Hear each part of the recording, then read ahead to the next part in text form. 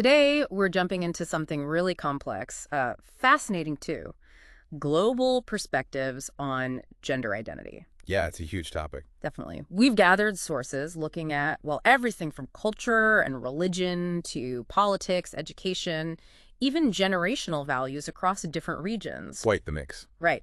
And our mission really is to pull out the core insights. How is gender identity actually understood and handled around the world? So maybe start us off. What's the big picture look like? Well, honestly, it's incredibly varied. Uh, if you look at much of Western Europe, Canada, New Zealand, parts of the U.S. too, there's this growing view of gender as more of a spectrum. Not just the traditional binary. Exactly. Yeah. And that shift, well, it's leading to actual legal changes. Things like gender-neutral passports, third gender options in some places. And just more acceptance generally, especially with younger folks. Definitely. Younger generations like Gen Z Yeah. often seem to have a much more fluid understanding. You see it in conversations around pronoun usage and things like that. Okay, so that's one side. But you mentioned the U.S. There's a real split there, isn't there? It's not uniform. Oh, absolutely not. You've got some states pushing forward with very inclusive policies, protecting trans rights, education on these topics. But then, But then you have other states doing the opposite, actively putting restrictions in place, particularly around, say, trans athletes or access to gender-affirming health care for minors. right, it's become incredibly politicized, a real cultural battleground in some ways. Precisely. It's a major point of political and legal debate right now. Okay, so that's the U.S. divide. What if we shift focus, maybe look towards Asia? How do things look there? Asia is, again, very diverse. In places like Japan, South Korea, China, traditional values, Confucianism, for example, still play a big role in defining gender roles. Quite traditional, often. But is that changing at all? It is, slowly. You see younger people, activists, really driving conversations, especially online, about gender diversity. It's bubbling up. And India is interesting there too, right, with the Hijra community. Yes, exactly. India legally recognizing a third gender, the Hijra, is a fascinating example. It's this long-standing cultural identity getting formal recognition. Plus, you're seeing more discussion in urban centers. What about somewhere like Thailand, known for visible trans communities? Thailand's another unique case. Very visible transgender communities, the Kathois, for instance. But full legal recognition and rights haven't quite caught up with that visibility yet. It really shows how culture and law can sometimes be out of sync. Okay, let's turn to Africa. What are the key influences there? In many parts of Africa, traditional beliefs and also religion tend to reinforce more binary views of gender. So more traditional roles generally. Largely, yes. Though it's important to remember some indigenous African cultures historically had, well, more diverse understandings of gender. Colonial laws often sort of erased or suppressed that. And the current situation for LGBTQ plus people.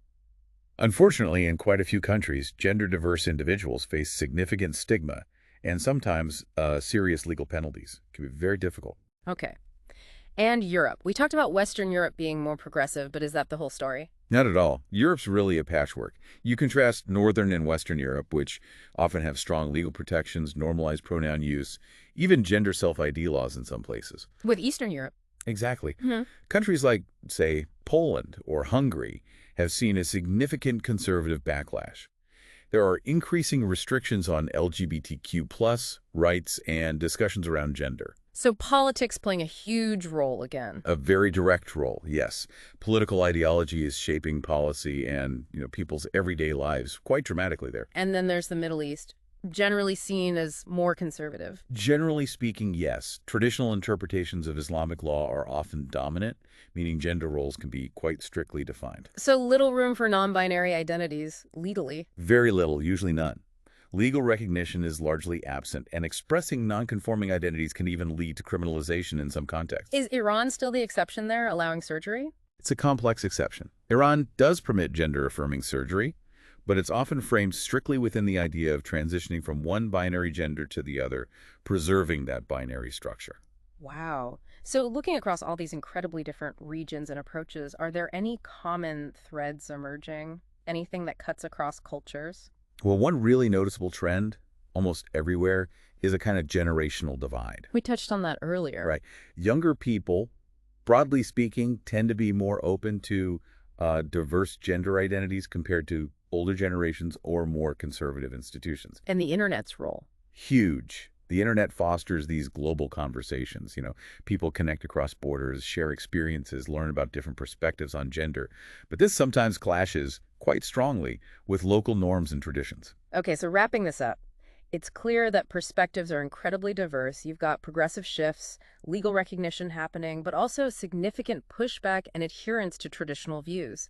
It's all shaped by this really complex mix of culture, religion, politics. Yeah. And generational change that's constantly evolving. Absolutely. It leaves you with a pretty big thought, doesn't it? What's that? Well, thinking about all these wildly different ways gender identity is understood around the world, Hmm. how might that shape our most basic ideas about identity itself, or even societal norms in the years ahead? That's the big question, isn't it? Definitely something for you, the listener, Hmm. to think about.